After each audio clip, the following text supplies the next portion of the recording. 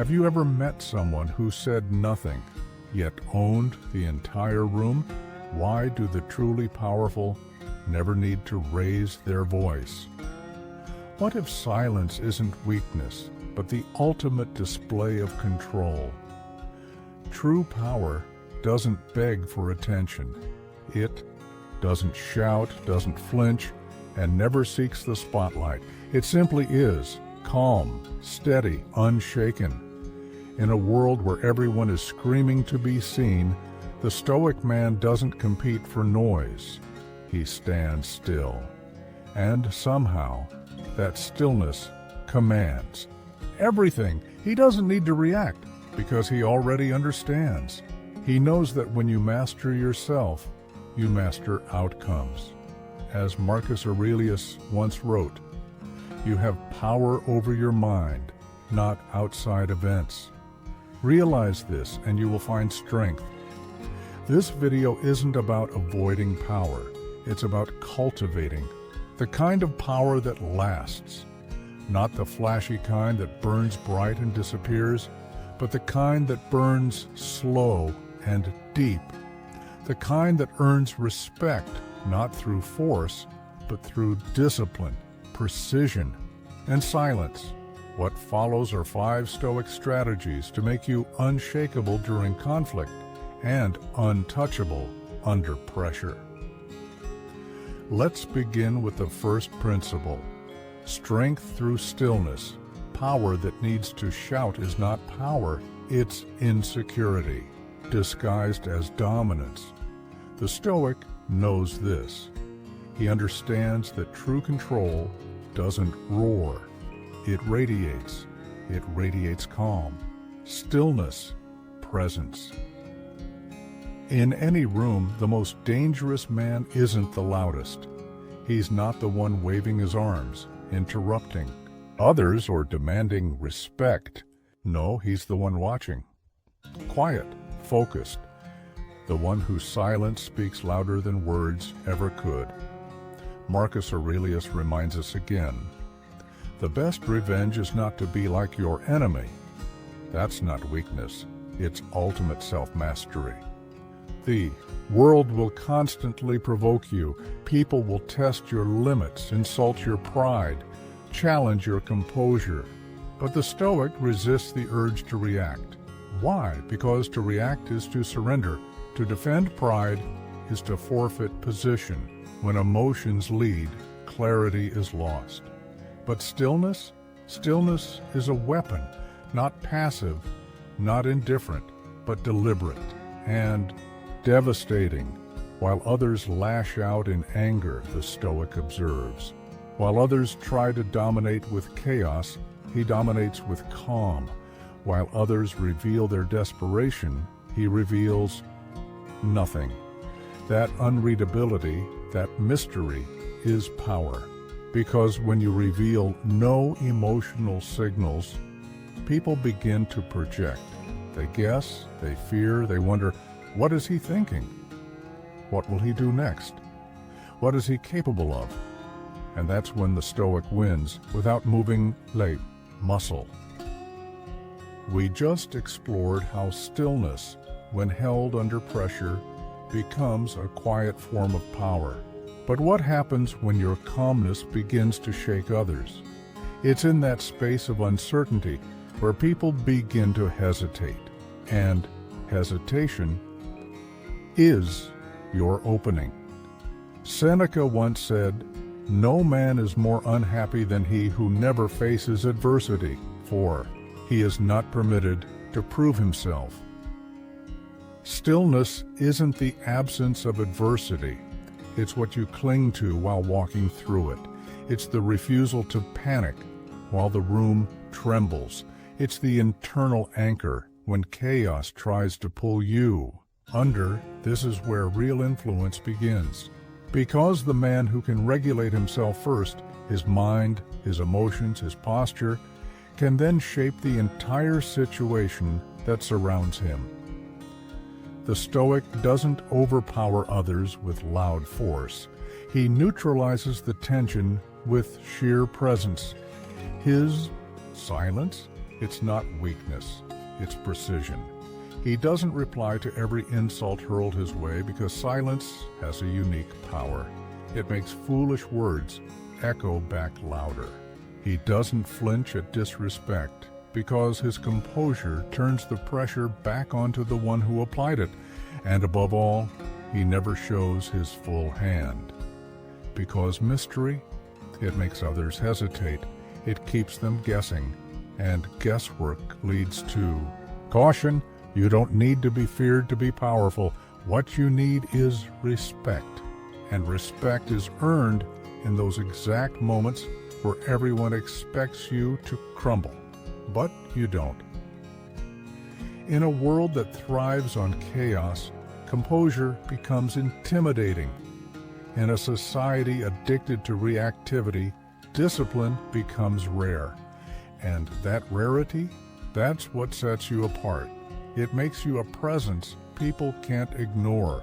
While others burn hot and fast, consumed by their emotions, you burn cold and steady.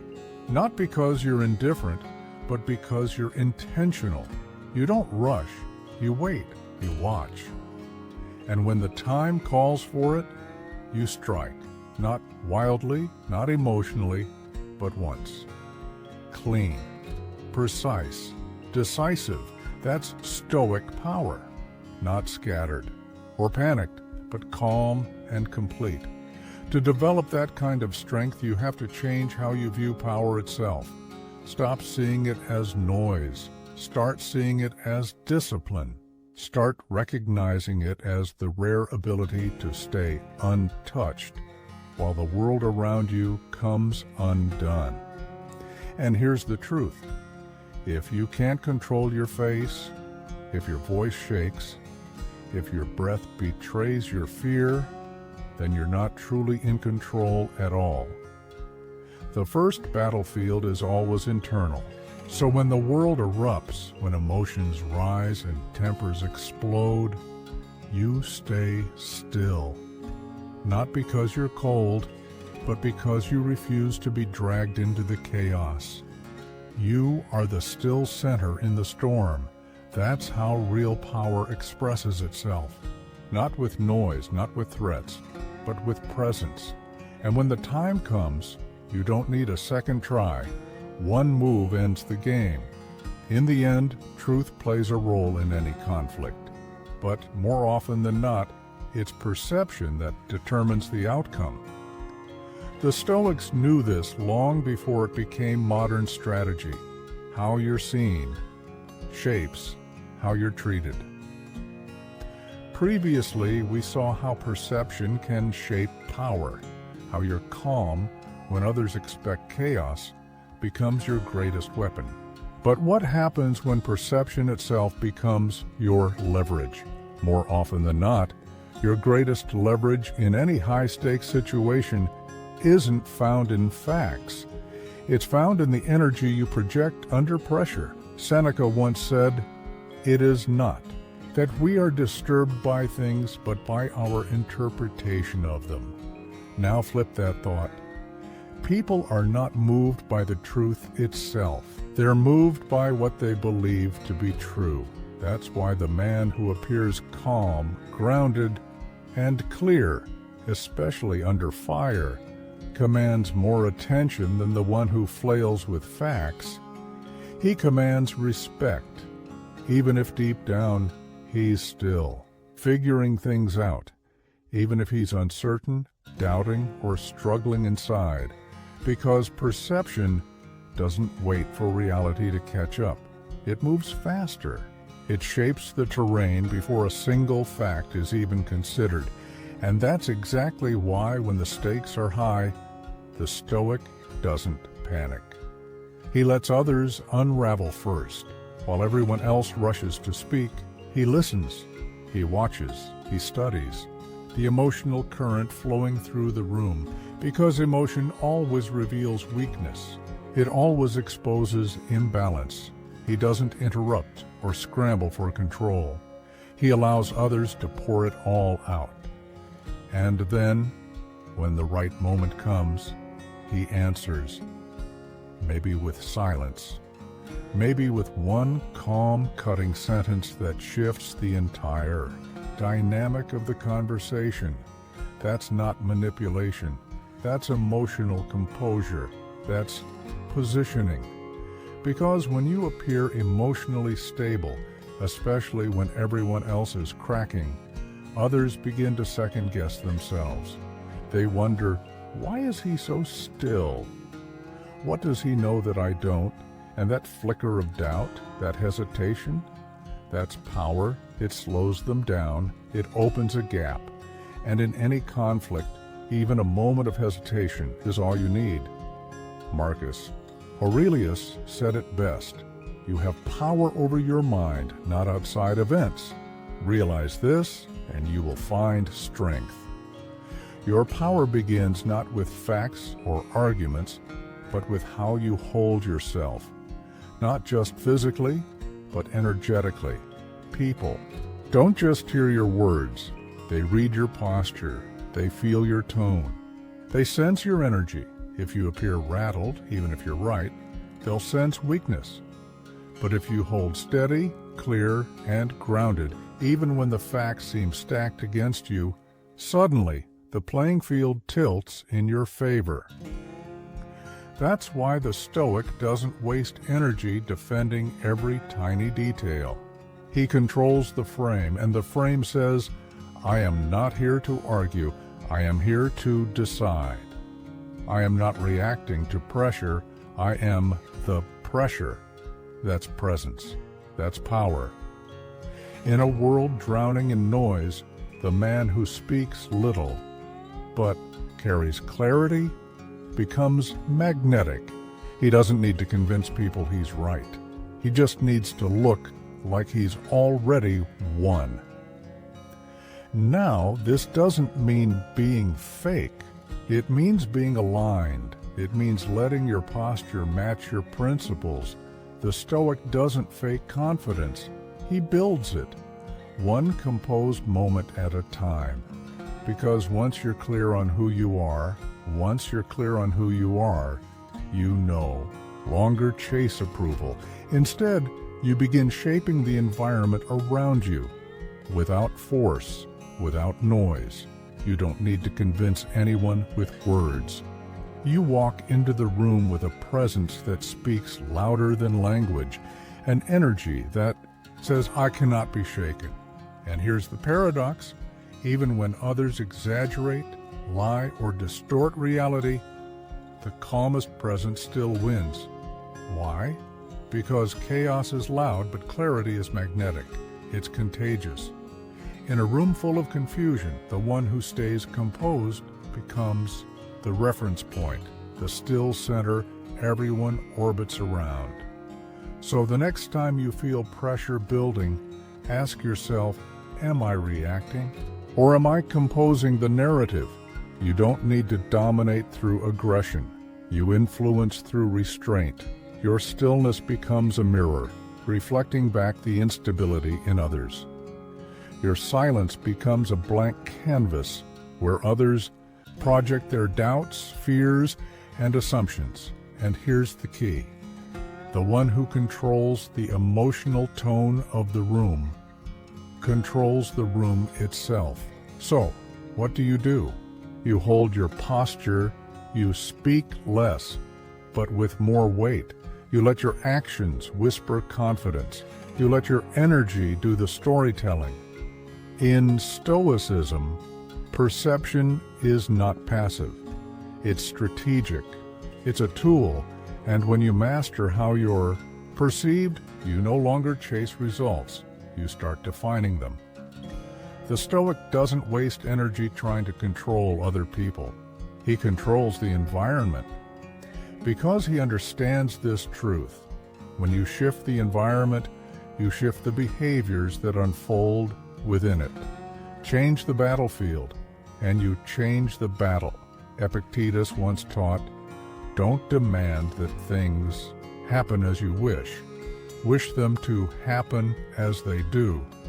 But that isn't surrender, it's strategy. It means aligning your efforts with the forces you can influence. It means understanding that power isn't always direct. You don't need to confront everyone head-on. You can shift the conditions around them quietly, subtly, until their behavior naturally adjusts, until their decisions align with the outcome you envisioned from the start. That's not manipulation, that's wisdom in motion. That's self-mastery at work. Here's what most people miss. When you try to force someone to change, you trigger resistance. But when you change their environment, they adjust on their own, not because you pushed, but because you reshape the frame they exist within. It's like redirecting a river. You don't fight the water, you reshape the banks. That's how the Stoic moves, not by controlling people, but by influencing the conditions that guide them. In business, that might mean altering the terms of engagement. In relationships, it could mean redefining your boundaries.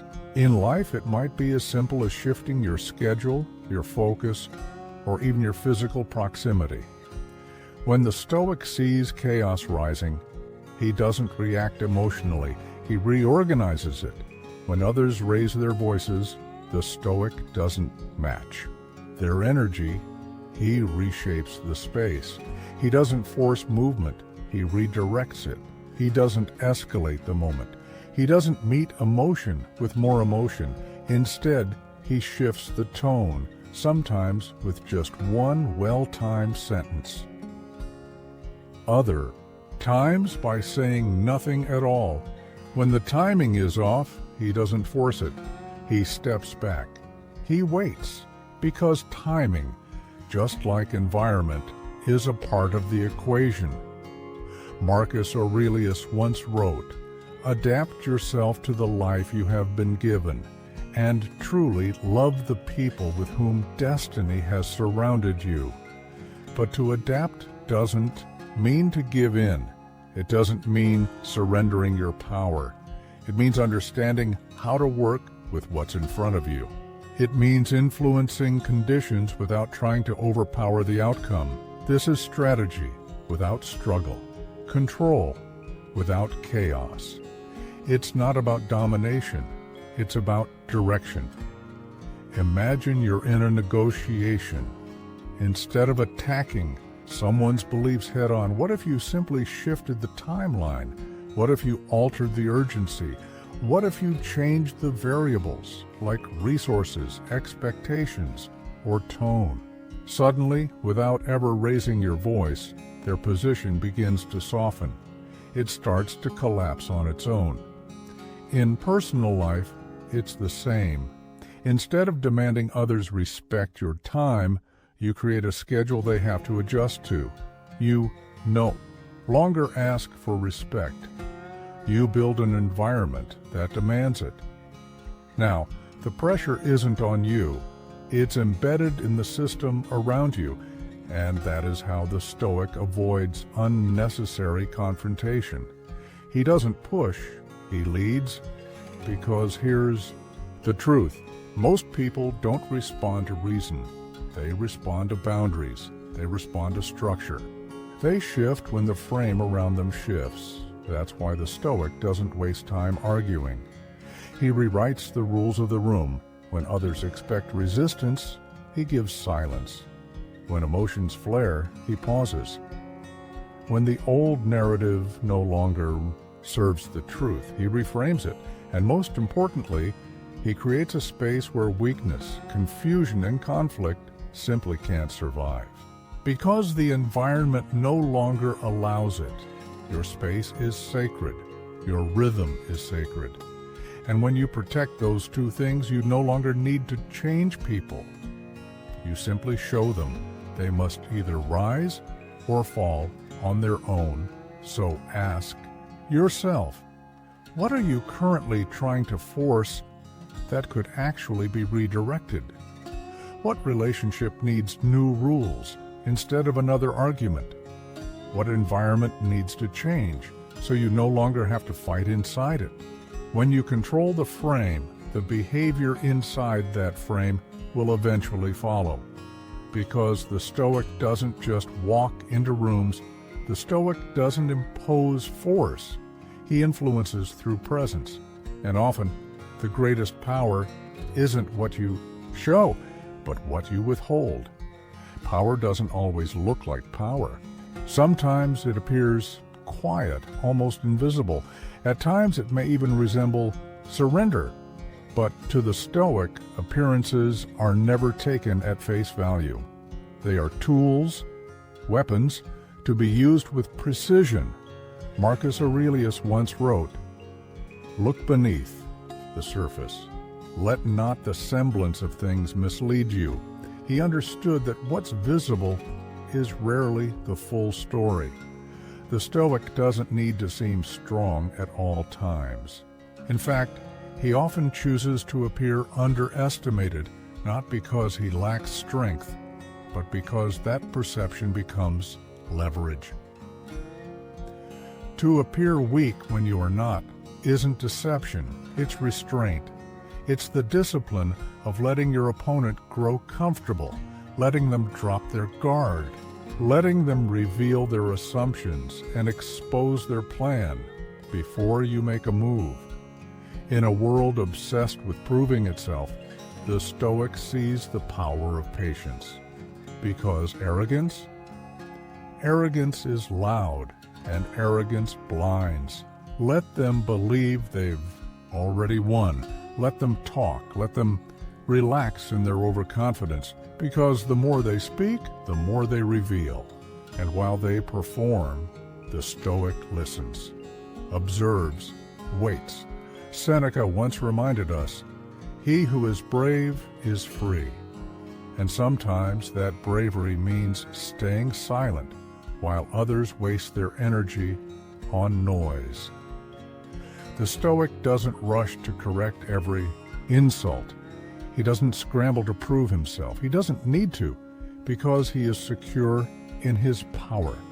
So secure, in fact, that he allows others to misread him and welcomes it. Why? Because when the time comes, he doesn't react. He executes, not emotionally, not loudly, but with calm, deliberate precision. The greatest impact often comes from the most unexpected angle, and the Stoic wields timing like a blade. By the time his opponent realizes what's happening, it's already too late. No noise, no drama, only result. That's not cowardice, that's control. To appear vulnerable is not to be vulnerable. In fact, Stoicism teaches the opposite, that what truly matters is inner resilience. Everything else, status, posture, performance, is just surface, just a mask. So when the Stoic enters a room, he doesn't feel the urge to flex. He doesn't need to dominate with presence. Instead, he lets others fill in the blanks. And in those assumptions, they create their own downfall. This isn't manipulation. It's strategy. It's wisdom in action, because power used sparingly hits harder than power used constantly. It's like the archer, waiting patiently for the wind to settle, and then releasing one arrow straight into the center. If you must strike, strike with finality, because half measures invite retaliation. The Stoic doesn't seek to impress through noise. He acts with a restraint, letting precision and finality speak louder than any display.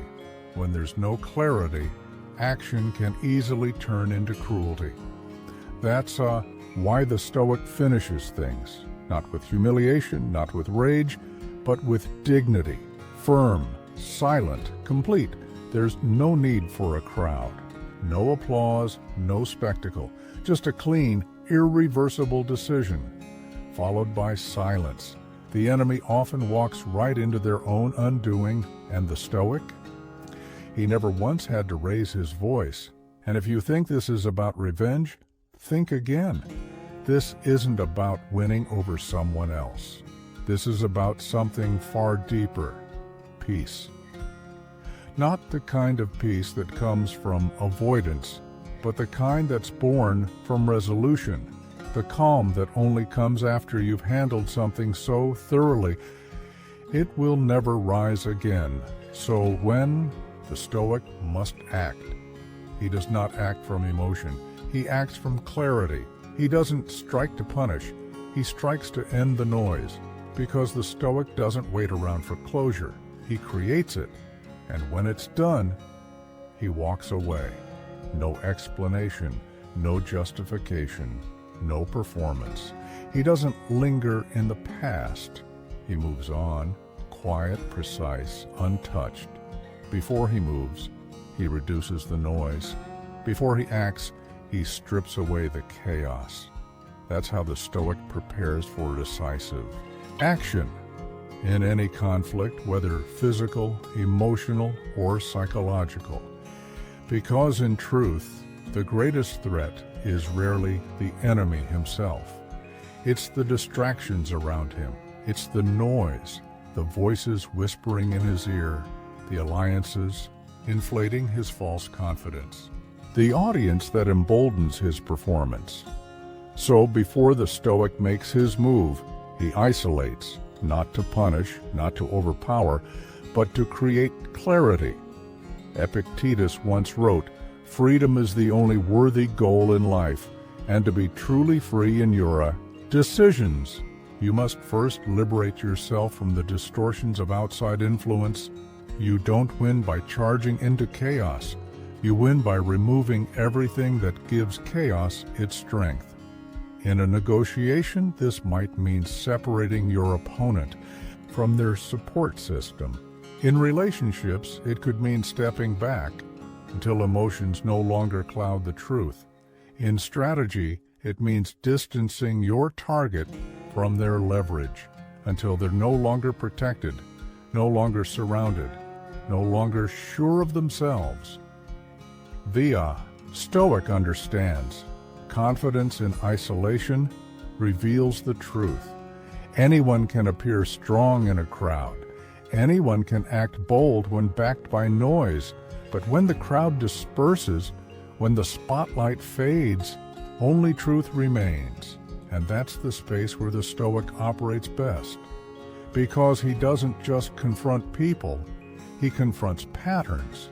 When the Stoic confronts patterns, he doesn't clash with chaos, he clears it. His path to peace begins long before any visible conflict. Peace is not something you stumble into. It's not granted, it's created. And for the Stoic, peace begins the moment unnecessary influence ends. This is how he dissolves conflict before it escalates. He doesn't react when emotions are running hot. He doesn't strike when the ground beneath him is still shifting. He waits. He isolates the moment. He clears the emotional debris. And only then, only when the space is clean, does he move with complete control. Seneca once said, "Associate with people who are likely to improve you." But the reverse is just as powerful. Disassociate from anything that weakens your clarity. You don't need to defeat someone in public. You don't need to make a scene or humiliate anyone. All you do is pull the right thread. Let the tension unravel on its own. This isn't about proving a point. It's about removing oxygen from confusion. If someone disrespects your boundaries, you don't shout. You step away quietly, and in your absence, they feel the void. If someone uses others to strengthen their position, you don't attack the group. You distance yourself. And soon enough, alliances begin to crack. Support fades, pressure isolates, and then, when they're standing alone, you don't even need to overpower them, because doubt begins to settle in, and that doubt becomes your greatest leverage. The Stoic moves from position, not emotion. He doesn't get pulled into a group's energy.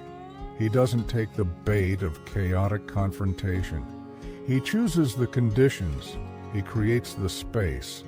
Because once you Isolate the situation. The truth becomes visible. You can see without fog. You can speak without noise. You can act without confusion. And when the Stoic finally acts, he does it once. No second wave, no back and forth, no explanation, because the strongest action is the one that doesn't need to be repeated. The Stoic doesn't act for revenge.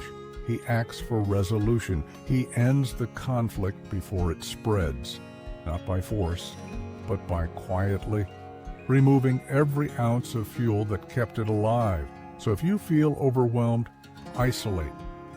If someone's intentions feel unclear, step back.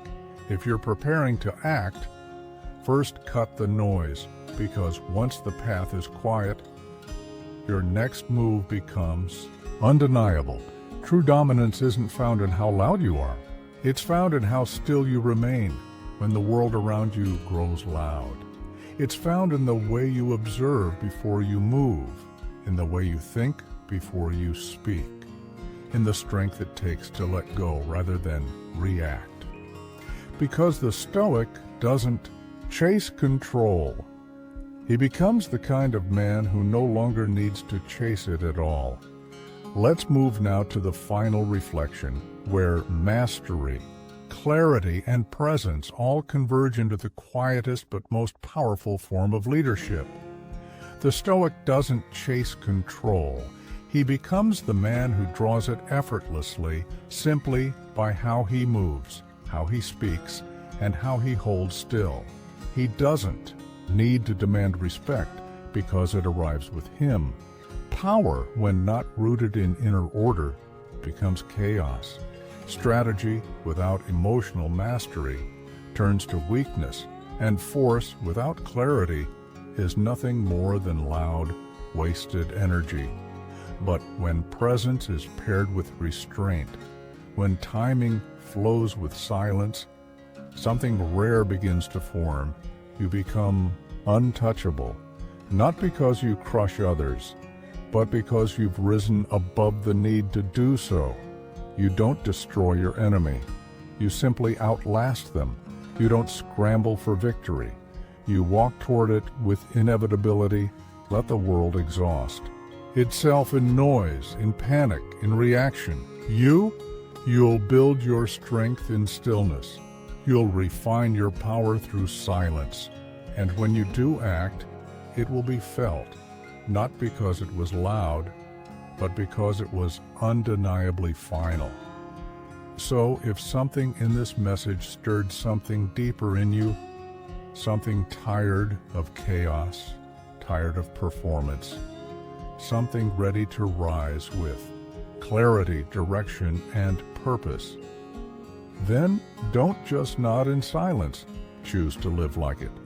Because true power doesn't announce itself. It enters quietly and changes everything.